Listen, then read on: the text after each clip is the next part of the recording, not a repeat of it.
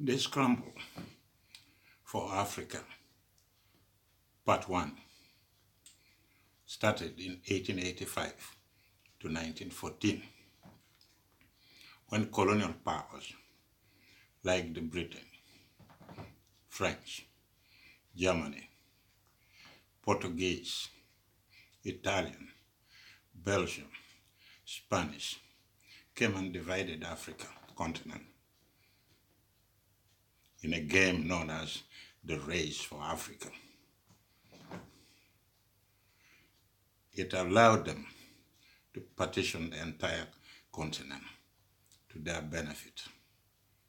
That created a lasting political, economical instability in Africa. The last 59 years of the 19th century, we saw Africa transition from imperialism of control through military influence and economic domination by foreign forces, forcing direct rule. Many African rulers, such as the Asante, the Abyssinians, the Moroccans, and the Zulu, tried to resist the wave of European aggression.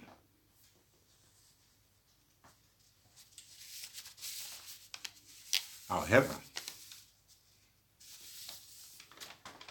the Industrial Revolution had provided the European armies with advanced weapons such as machine gun, and the African armies found it difficult to resist, with the exception of the Abyssinia, who survived and resisted becoming a colony. The Portuguese were the first Middle-Age Europeans to establish settlement, trade, post-fortification, and ports along the ocean coast of African continent. In the 15th century, the European exploration began. Men at the end of the 18th century, by 1835, the Europeans mapped most of northwestern Africa. They mapped part of northwestern Africa. In 1870,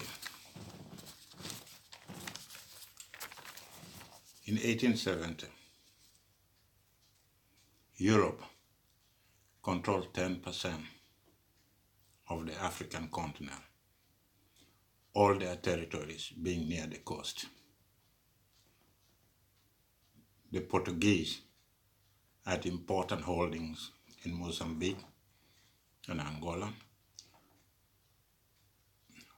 while the Cape Colony held by United Kingdom, Algeria by France.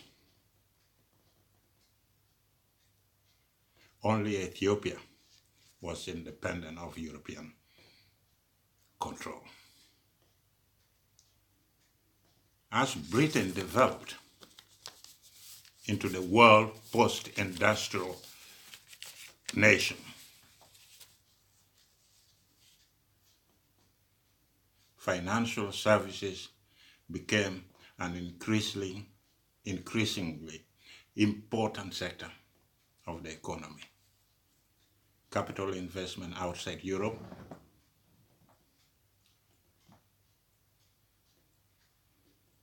particularly to the developing an open market in Africa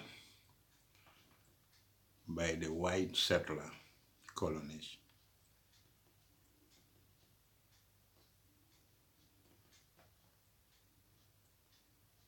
In the Middle East and in Asia. in the Middle East and in Asia.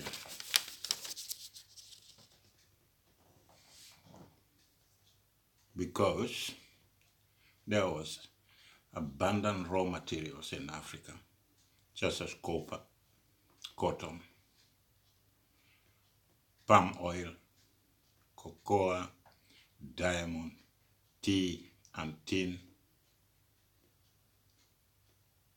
That was another inducement.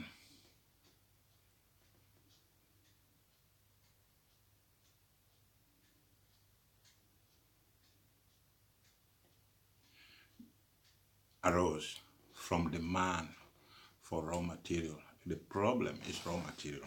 Everybody wants raw material. And wherever you go, it is about the raw material you have. And if you look back at the process, when the first part of Scramble for Africa began, all these people, their intention was one. It arose from the demand for raw material, unavailable in Europe by then. But now, so many years later, it seems as if history is repeating itself.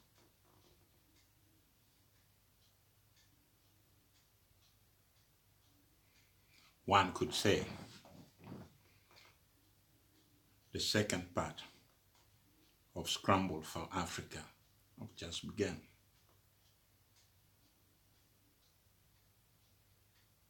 Russia and the Chinese are moving to Africa.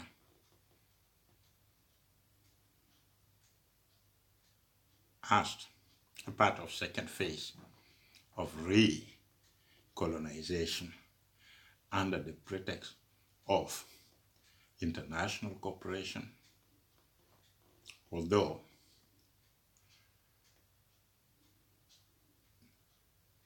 we all know that everybody up at this moment is interested in the materials and the mineral we have in Africa. And those materials, the raw materials, are the one maintaining their economic power, their economic activities. Whatever they want to do, they can't do it without those raw materials that are used for developing and advancing their military capabilities. The mobile phone we used, and so many. But one thing that interests me in the second part of the Scramble for Africa is that those who were not so much involved in the Scramble for Africa first part are now moving in very fast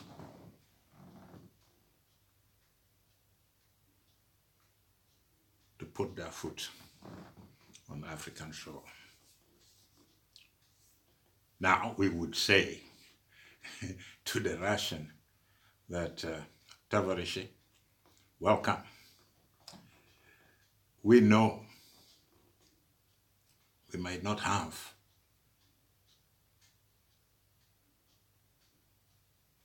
a history with the Russian, but we know that people like Pushkin, who had an Ethiopian grandfather, was also a Russian. And we would say, brothers and sisters, the Russians are coming. The Russians are coming. And some people might say, well, you're coming back home, because Pushkin is also one of us. whether the Russian knows it or they don't know it, but it's a fact that his grandfather was from Ethiopia. So welcome home. But then you have a job to do. It means back at home, you should start also creating a multicultural society. Because when you come to Africa, you have to accept the package you get in Africa. And when you remove the raw materials, whether being through economical relationship, military, or political, you have to take the whole baggage with you. And that is also for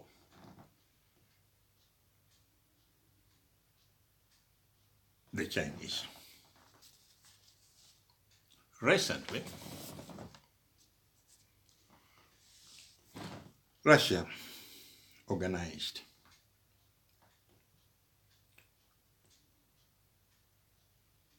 Russian-African Summit. We would all say that is a good start for all of us, creating that relationship.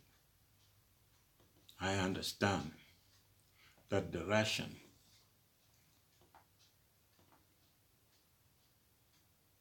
have sent bombers to South Africa for a visit.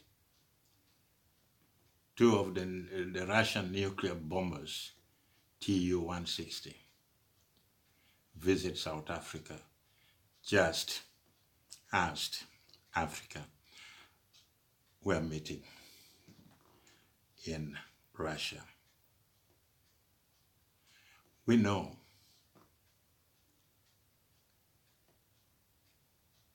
that the Russian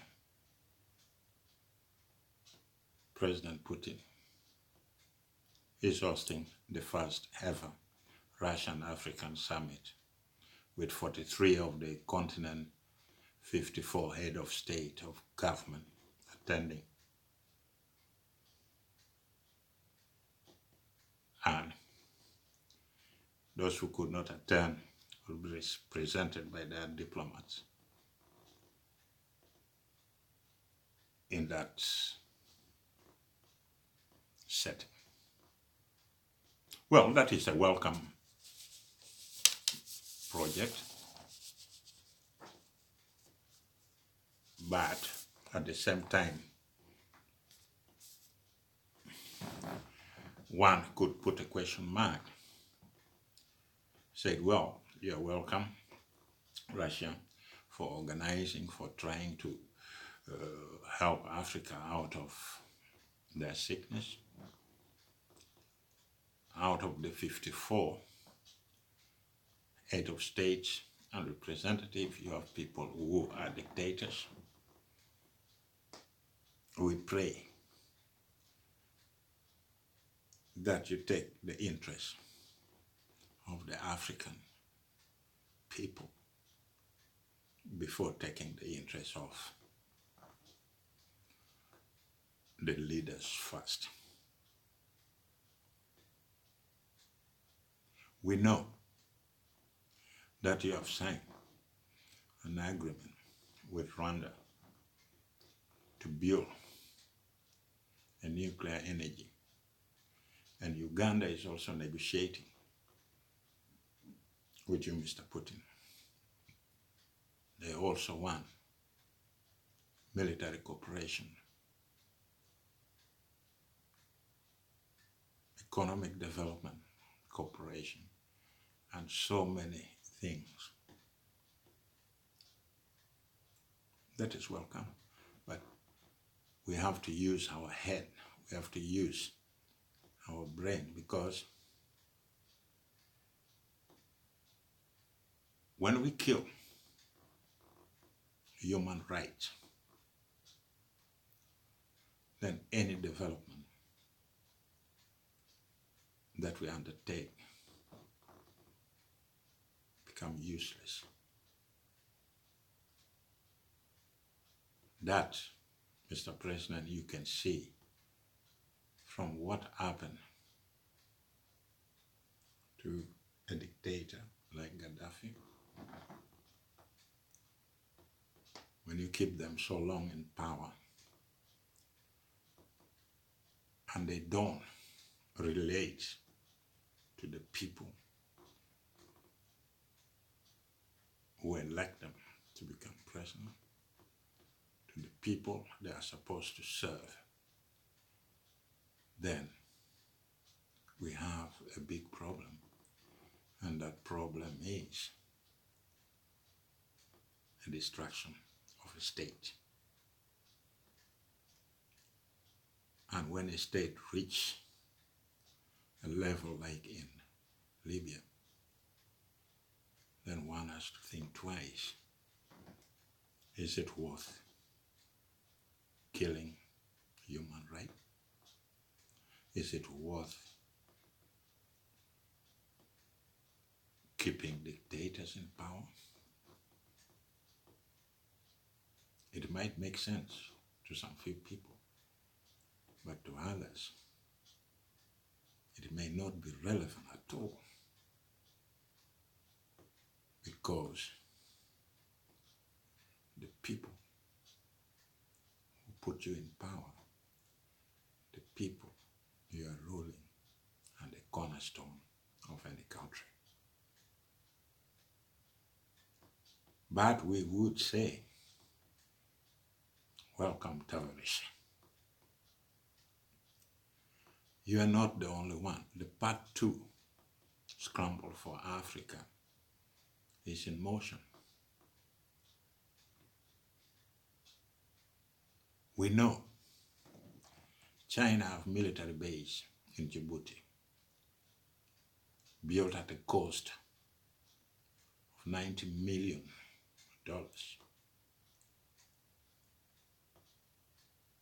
operated by People's Liberation Navy. We know the USA have also bases in Africa. And we know that the Russian presence in Africa is becoming vigilant.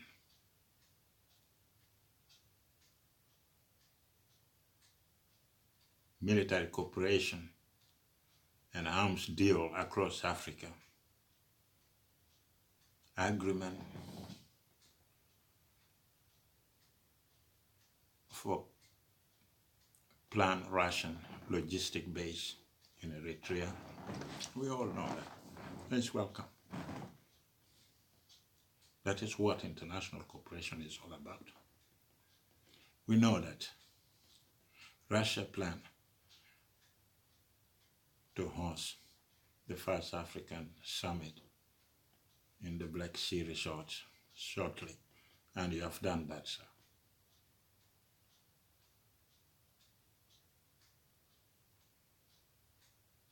My problem is, I'm not against you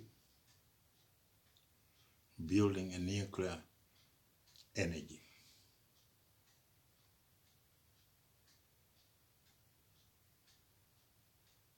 Or atomic energy center. But I hope those who are asking for those atomic energy centers realized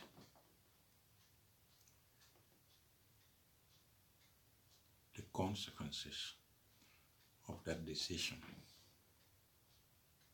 Let's hope you, the Russians, and those African countries who want to build those nuclear energy have learned something from what happened in Chernobyl. I really pray they've learned something from what happened in Chernobyl.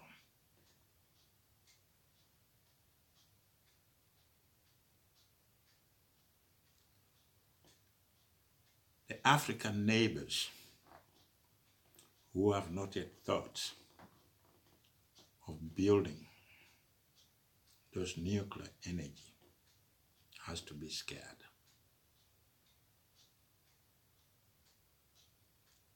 A lot of countries all over the world, some are trying to get rid of their they're trying to get rid of their chemical plants around the world. And I hope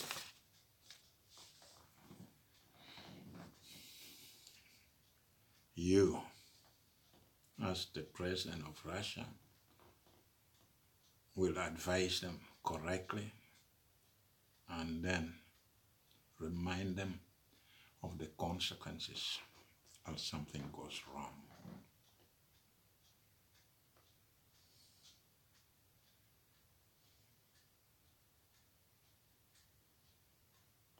We know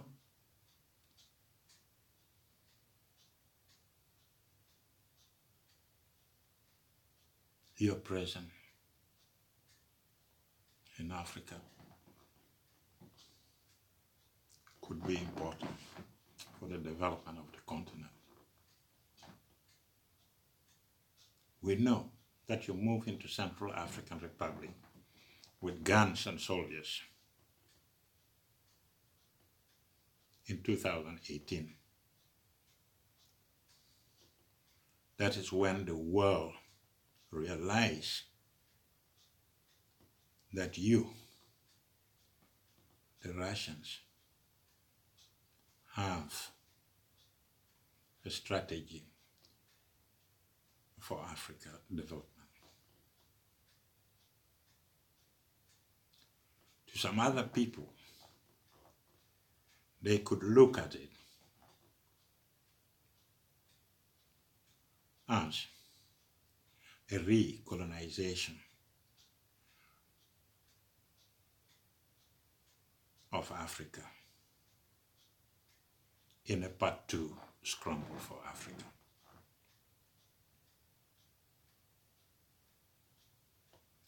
We know a lot of countries are trying to rush them because the materials are there. The emerging economy is there.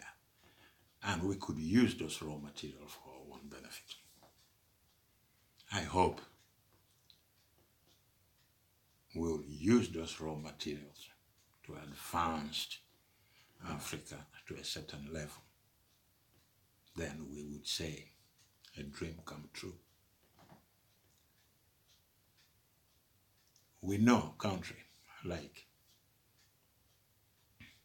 India, they're also moving in to open diplomatic missions. And we all talk about international cooperation, but international cooperation comes with exchange of trade, exchange of military assistance, exchange of a lot.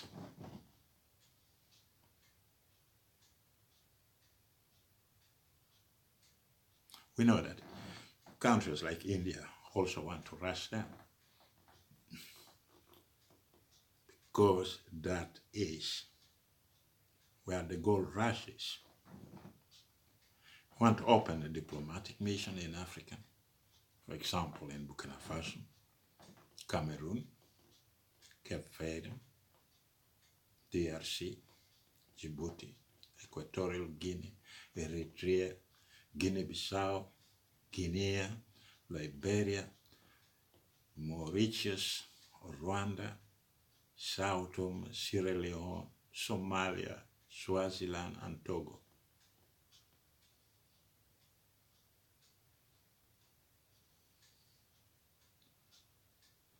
They are welcome.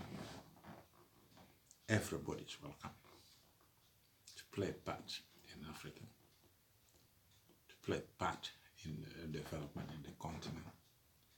But let's do it with respect to human rights, with respect to the people who are going to welcome you with an open hand.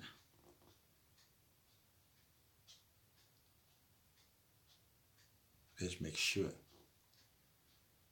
that the Chinese, the Russian, and the Indians start building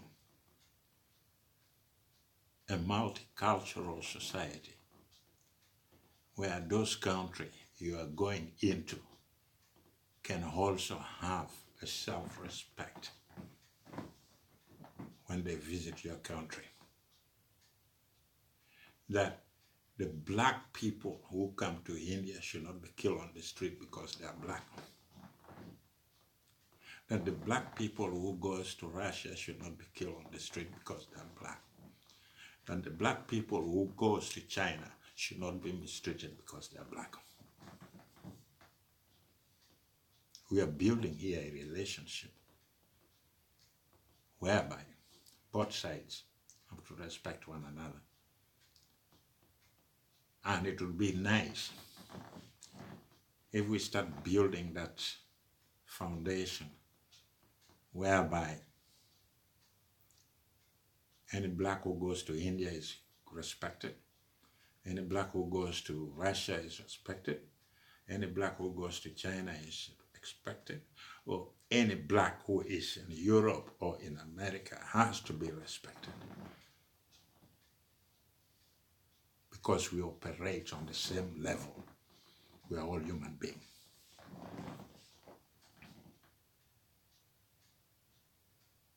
We also know a country like Japan is also busy improving its commercial, economic development, involvement in Africa. We welcome you all. We welcome you all.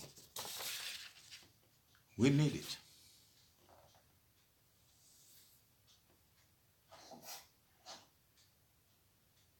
But we have to prepare ourselves for respecting one another, for honoring human rights,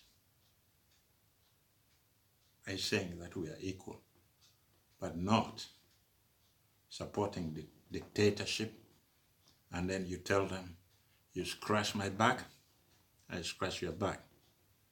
You want military support, I'll give you military support. That is not a reasonable way of forging relationship between two people.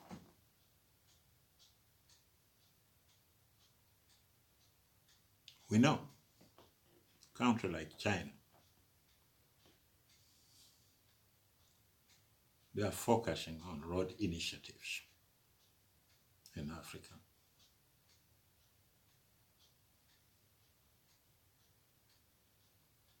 We know that loan to African countries like Cameroon, Ethiopia, Ghana, Mozambique, Sudan and Zimbabwe, Sri Lanka,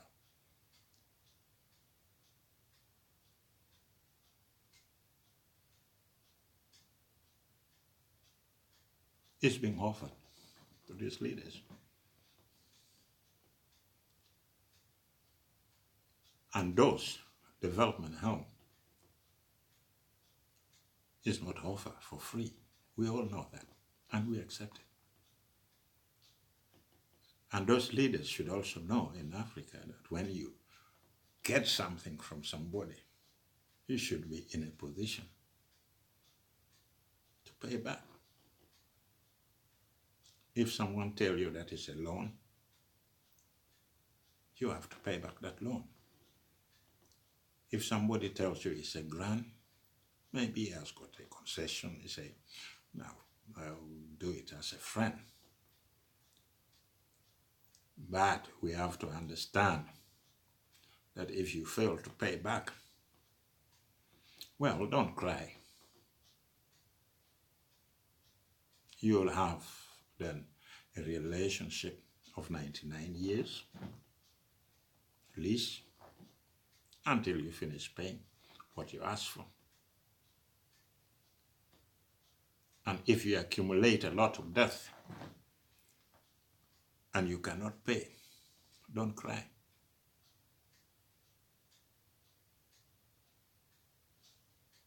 We also know that Western countries have facilities in Africa, military facilities, economic trade, projects,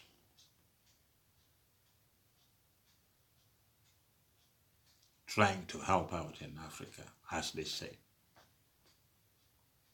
Countries like France, Japan, America.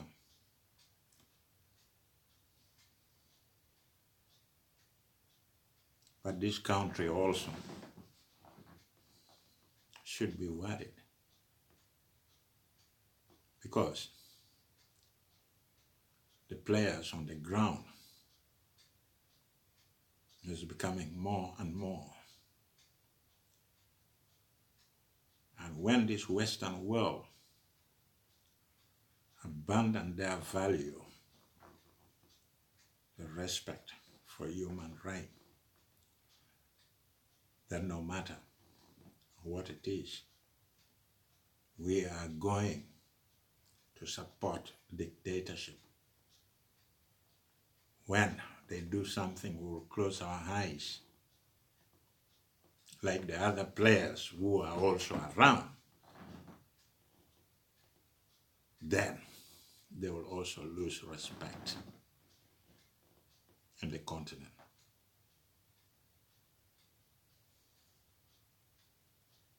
They will.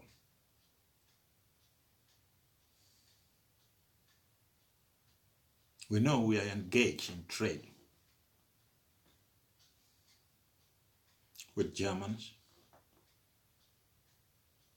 with Britain, with French, and a lot of those European countries, including America. But we are seeing that the trust and that the trade we carried on from the Scramble of Africa, part 1, is declining. Is declining because we saw new players coming in the Scramble for Africa part 2. Some of those players, they just keep quiet.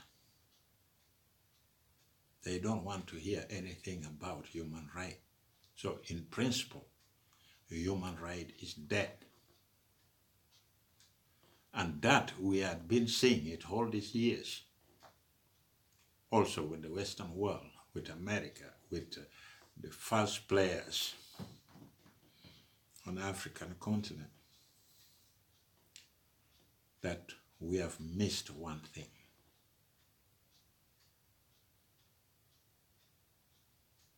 The human rights strategy. We kept quiet. We maintained dictators. We funded dictators while we know they are dictators. We only take them out when it fits our interests. That is a big mistake. It's a big mistake we made. It's a big mistake. Maybe some of you does not agree with me. But the fact is, whether you like it or not, this new development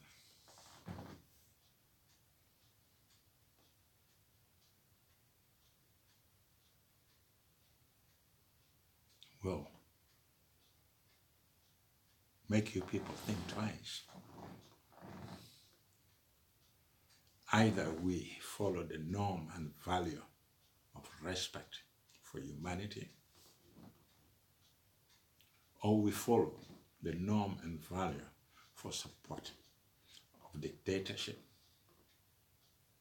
and killing human rights. Because nobody is going to believe us. When you see a person being killed and you keep quiet, it does not help. When you see human rights being killed, and we are going back to a situation where nobody should be there, everybody has to respect life. Everybody has to fight against corruption. Everybody has to say, enough is enough. We don't want dictatorship. While we welcome the Scramble for Africa Part 2, which is based on political, economical, and military support for Africa, or economic development for Africa, we should come out with a strategy that benefits the people, not the leaders. The leaders, they come and go, but the people in that continent will stay from generation to generation. And when they begin to learn that the help you are giving them is based on self-interest and support of dictatorship, because they scratch your back and you want to scratch that back, then it will not work. It will cause us a lot of problem in future. It will cause us a lot of problem in future. As we welcome the Chinese African Summit, we welcome the American African Summit, we welcome the Russian Africa Summit, or the Japan African Summit, or the European African Summit. Please, let's not forget one thing. We are all human beings, and we have to respect human rights, and we have to say no to dictatorship. Because no matter what you do, even if you want to finish everybody, you want to kill everybody who criticizes you as a leader because you're a dictator, there will come a time you will go. We are all going. We are all following the same route. Nobody lives forever. So to all of you, let me say thank you for listening. I hope the Scramble for Africa Part 2 will not focus on recolonization of Africa, but works out to lift the image of Africa and then say no to dictatorship. Because we have already seen the first part of Scramble for Africa. And it's not yet over. We are now going to the second part of Scramble for Africa. We will be watching, we will be critical, and we will always speak with our hearts. Good night.